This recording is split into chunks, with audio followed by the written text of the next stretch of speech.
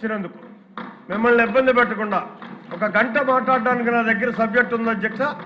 అయినప్పటికీ మాట్లాడలేకపోతున్నాను సమయాభావం వల్ల. ఖచ్చితంగా మళ్ళీ మరొకసారి నాకు దీని మీద మీరు అవకాశం ఇస్తారనేటటువంటి నమ్మకంతో మీ దగ్గర సెలవు తీసుకుంటున్నా. అవకాశం ఇవ్వకపోయినా అవకాశం మీరు తీసుకుంటారు కాబట్టి ఏదైనా ఒక గంట అయింది, ముగ్గురే మాట్లాడారు. అక్కడ అవకాశం వస్తుందా రాదా అని భయంగా గౌతు శిరీష్ గారు చూస్తున్నారు ఇందాక నుంచి. మీరు మాట్లాడండి శిరీష్ గారు. ధన్యవాదాలు అధ్యక్ష. 4 నిమిషాలు ఇచ్చారు, 4 నిమిషాల్లోనే పూర్తి చేస్తాను అధ్యక్ష. అసెంబ్లీ సమావేశాల్లో ఎన్నో అంశాలు మీరు మాట్లాడారు అధ్యక్ష. కానీ మొదటిసారి వెంకటేశ్వర స్వామి పట్ల జరిగిన అపరాధం గురించి మాట్లాడడం నిజంగా బాధాకరంగా ఉంది అధ్యక్ష. ఇప్పటి వరకు ముఖ్యమంత్రులుగా 5 సంవత్సరాలు అవకాశం ఇస్తే రాష్ట్రానికి ఏదో మంచి చేసిన వాళ్ళనే చూసాం అధ్యక్ష. అయితే 2019-24 రాష్ట్రానికి కరోనా వైరస్ కన్నా భయంకరమైన వైసీపీ వైరస్ పట్టుకుంది అధ్యక్ష. 5 సంవత్సరాల అసమర్థ అవినీతి అరాచక పాలనలో ముఖ్యంగా ఇచ్చిన హామీలు కల్తీ, చెప్పిన మాటలు కల్తీ, మద్యం కల్తీ, బియ్యం కల్తీ చేసి ప్రజల ప్రాణాలతో ఆడుకున్నారు అధ్యక్ష. ఇవన్నీ ఒక ఎత్తైతే అఖిలాండ కోటి బ్రహ్మాండ నాయకుడైన వెంకటేశ్వర స్వామి పట్ల ఈరోజు ప్రపంచవ్యాప్తంగా ఉన్న హిందువులే కాదు అధ్యక్ష, ఆయన మీద నమ్మకంతో డిక్లరేషన్ ఇచ్చి మరీ వచ్చిన అనేక మంది భక్తుల మనోభావాలతో వాళ్ళ నమ్మకంతో ఆడుకున్నారు అధ్యక్ష. ఇక తిరుమల మీద హిందుత్వం మీద జరిగిన కుట్ర ఇప్పుడుది కాదు అధ్యక్ష. ఆయన తండ్రి హయాంలో తిరుమలను 2 కంటలుగా చేసే కుట్రతో మొదలైంది అధ్యక్ష. ఆయన అక్కడితో ఆగితే జగన్మోహన్ రెడ్డి గారు 5 సంవత్సరాలు పూర్తిగా హిందుత్వం మీద తిరుమల కొండ మీద కుట్రలు చేస్తున్నారన్నారు అధ్యక్ష. అంటే అధికారంలో రావడానికి దేవుణ్ణి కూడా ఎలా వాడుకున్నారో దానికి ఒక ఉదాహరణ పింక్ డైమండ్ అధ్యక్ష. అదే పింక్ డైమండ్ కేసుని వాళ్ళ అధికారంలోకి వచ్చాక 2020 ఫిబ్రవరిన ఆ కేసుని వాళ్ళు వెనక్కి తీసుకున్న దాన్ని బట్టే రాష్ట్ర ప్రజలకి ఈ సందర్భంగా మరొకసారి చెప్తున్నాను అధ్యక్ష, జగన్మోహన్ రెడ్డి మాట్లాడే ప్రతి మాట అధికారంలో రావడానికే. ఆ రోజు మాట్లాడిన మాటల్ని మళ్ళీ వాళ్ళ అధికారంలో కనీసం నిరూపించలేక వెనక్కి తీసుకున్నారు అధ్యక్ష.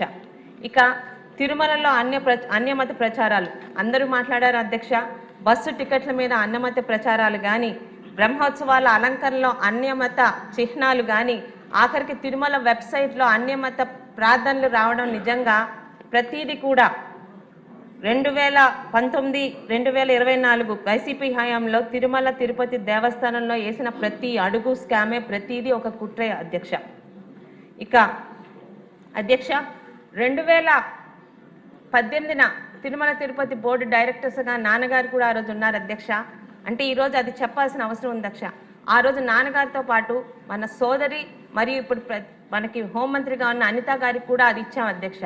తను ఏదో ఒక ఇంటర్వ్యూలో నా హ్యాండ్ బ్యాగ్లో భగవద్గీతతో పాటు ఖురాను, బైబిల్ కూడా ఉంటుందని ఒక మాటని తీసుకొని అప్పటి ప్రతిపక్షమైన వైసీపీ పార్టీ వాళ్ళు చేసిన రాద్ధాంతం మనందరికీ తెలిసిందే అధ్యక్ష.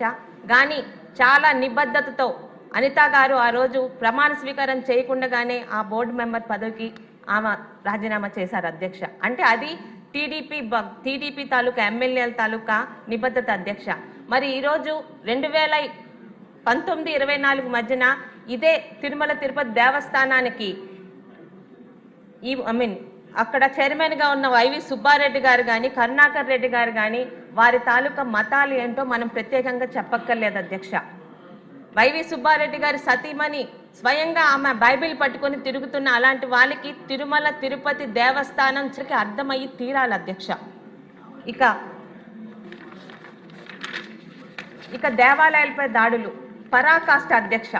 ఇన్ని చేసిన కుట్రలతో పాటు ఇన్ని సంవత్సరాలుగా ఏ పార్టీలు కానీ, ఏ ముఖ్యమంత్రులు కానీ మన రాష్ట్రంలో అధికారంలోకి వచ్చినా ఎవ్వరూ చేయలేని బరి తెగింపు గత 5 సంవత్సరాలు ఆ పార్టీ వాళ్ళు చేశారు అధ్యక్ష.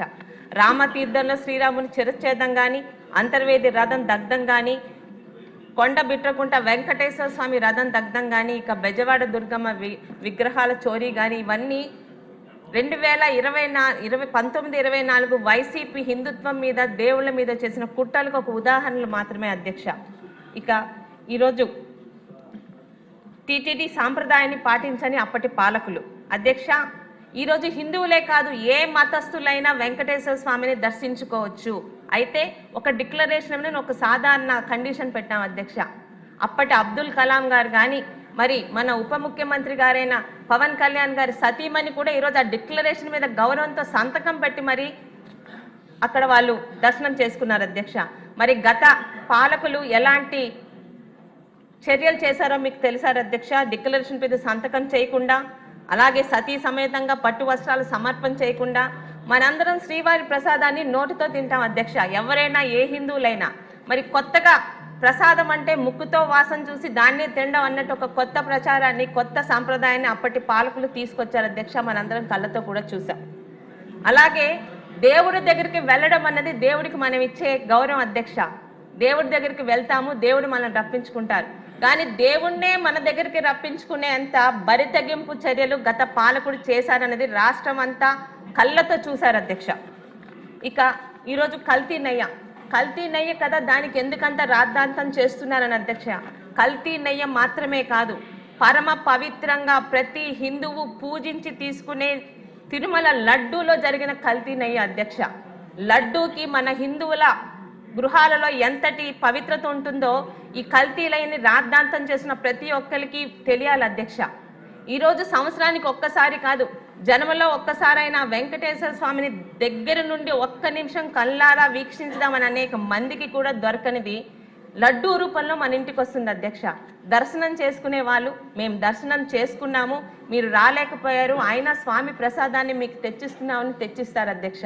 ఆ ప్రసాదాన్ని పరమ పవిత్రంగా వెంకటేశ్వర స్వామి మన ఇంటికి నడిచి వచ్చాడు, మనం వెళ్ళలేకపోయినా అమృతంగా మనకు ప్రసాదం పంపించాలని పూజ గదిలో పెట్టి శుచిగా స్నానం చేసి ఇంటిల్లపాది కూడా ఆ రోజు ఆ ప్రసాదం తీసుకునేంత పరమ పవిత్రమైన లడ్డూకి మన హిందువుల ఇళ్లలో ఉండే స్థానం అధ్యక్ష. అది ఈరోజు ఏంటి అధ్యక్ష, లాక్టిక్ యాసిడ్, ఎసిటిక్ యాసిడ్, మోనోగ్లైజరిలేట్స్ ఏదైనా ఒక కెమికల్ ల్యాబ్లో పనిచేస్తున్నామా వాటిలో కలిపేదాని ఆలోచన వస్తుంది అధ్యక్ష.